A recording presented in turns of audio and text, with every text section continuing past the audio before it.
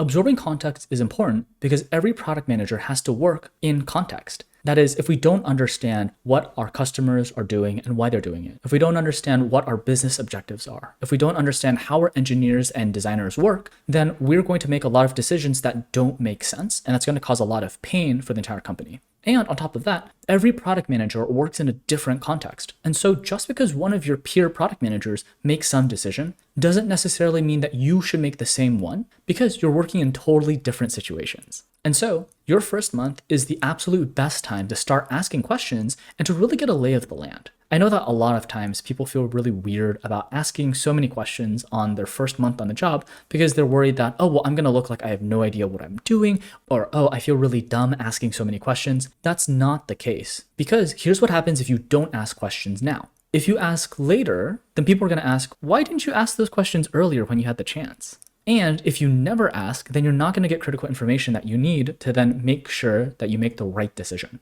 And so in that first month, everyone is giving you the newbie pass. You should use it. Be sure to actually ask people questions. And if you're still really worried about asking people questions, then here's a way to demonstrate value while you're asking questions. If there's something that you don't really understand, totally okay, ask the question and let them know that you're planning on writing down this information and centralizing it in some place so that next time someone else is joining the organization, they won't have to ask that same question because you've already documented it for them. And so think of it this way instead. You're not asking the question just for you, you're asking the question for every other product manager that comes after you. And in this way, you start to practice thinking about scalability. How do we change processes and how do we change the way that we share knowledge in such a way where everyone's going to succeed over the long term? So don't think about it from a selfish perspective of, oh, I'm going to look really bad if I'm asking all these questions. No, think of yourself as a champion for every other associate product manager coming after you. You are gathering the information about this context, whether that is about your customers, whether that's about the business,